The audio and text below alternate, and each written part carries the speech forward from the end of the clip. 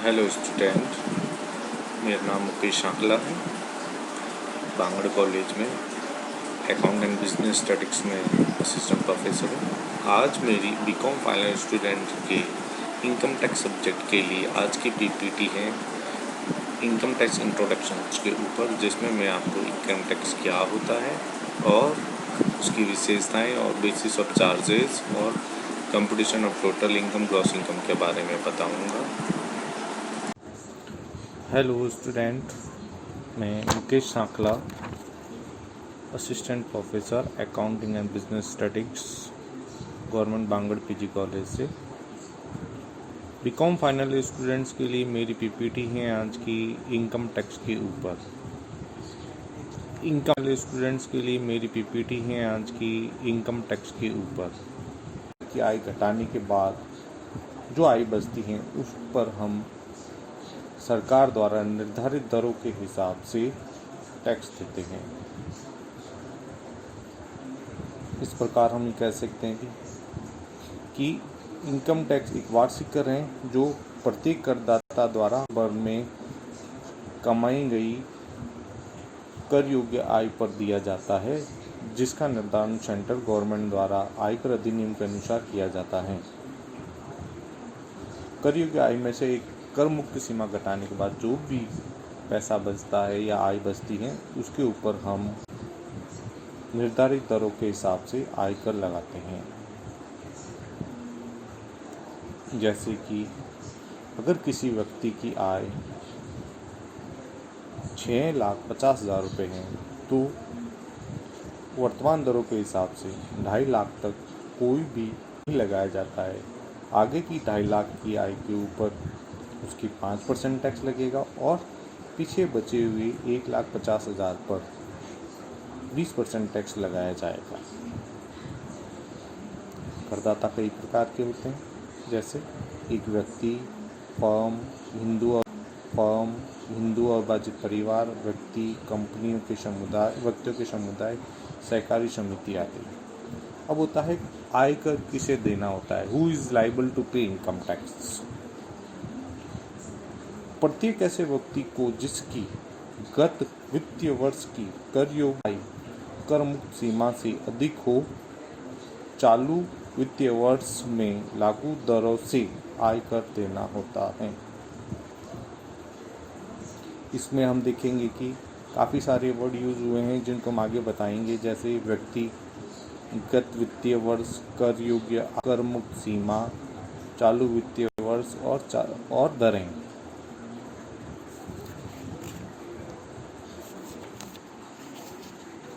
फिर आता है आयकर की विशेषताएं क्या हैं,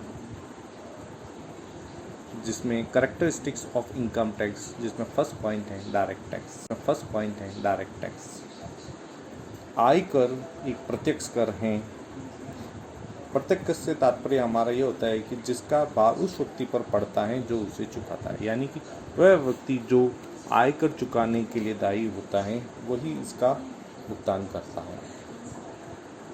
यह एक सेंट्रल टैक्स है जो केंद्र सरकार द्वारा वसूल किया जाता है।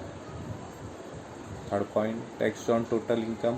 आय हमेशा कुल आय पर लगाया जाता है, इसे कर योग्य आय पर आय भी कहते हैं। कुल आय की गणना अधिनियम में दिए गए प्रावधानों के अनुसार की जाएगी। Tax free limit. हर साल सेंट्रल गवर्नमेंट बजट पेश करने पर अलग अलग दरें पेश करती हैं, जिसके हिसाब से उसकी कर मुक्त सीमा निर्धारित की जाती हैं। फिर है प्रोग्रेसिव रेट। आय हमेशा एक व्यक्ति, हिंदू बाजित परिवार, व्यक्तियों का समूह या समूह की संपूर्ण आय पर एक दर से कर नहीं लगाया जाता है। जैसे जैसे व्यक्ति की आय बढ़ती है उस पर आयकर की दर भी बढ़ती रहती है। इस प्रकार हम कैसे हैं कि यह एक प्रोग्रेसिव रेट है, प्रगतिशील दर है अधिकार। आय करने के बाद टैक्स कैलकुलेशन हो जाने के बाद उस टैक्स के ऊपर हमें सरचार्ज भी देना होता है। सरचार्ज शिक्षा उपकर के रूप में या स्वास्थ्य उपकर के रूप में दिया जा सकता है। नेक्स्ट,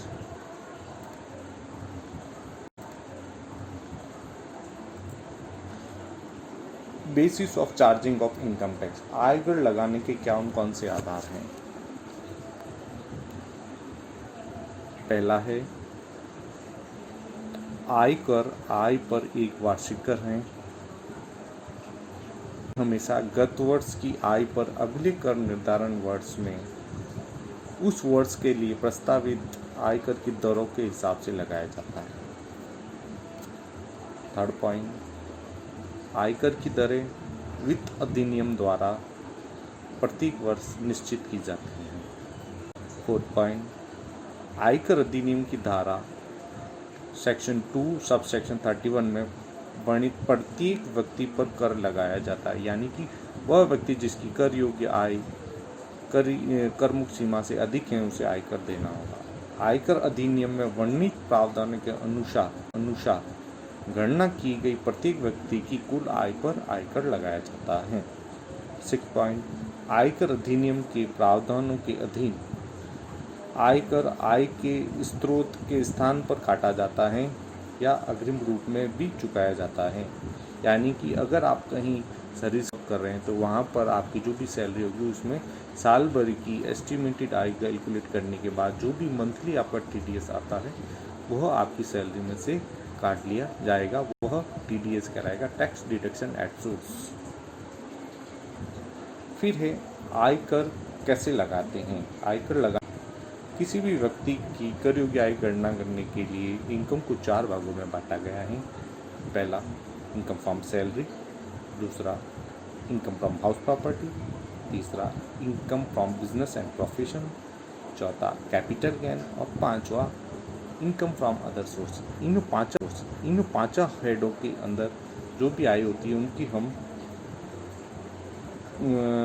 जोड़कर कुल आय की गणना कर लेते हैं। फिर कुल आय की गणना करने के बाद ऊपर वर्णित प्रत्येक आय के शीर्षक में से स्वीकृत कटौतियां करने के बाद शुद्ध कर योग्य आय की जाएगी। प्रत्येक शीर्षक की शुद्ध कर योग्य आय को टोटल करने के बाद हमारी शुद्ध कुल आय का सकल कुल आय कहलाएगी, सकल ग्रॉस टोटल इनकम। सकल कुल आय में से उन कटौतियों को घटाने पर जो आय गणना करने के लिए अधिनियम की धारा 80C से 80U में बताई गई हैं, उसके बाद जो शेष राशि बचेगी वह कुल कर योग्य आय कहलाती है।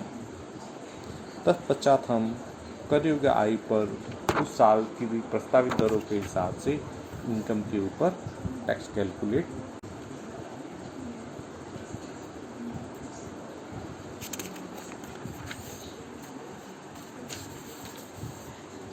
इनकम आय,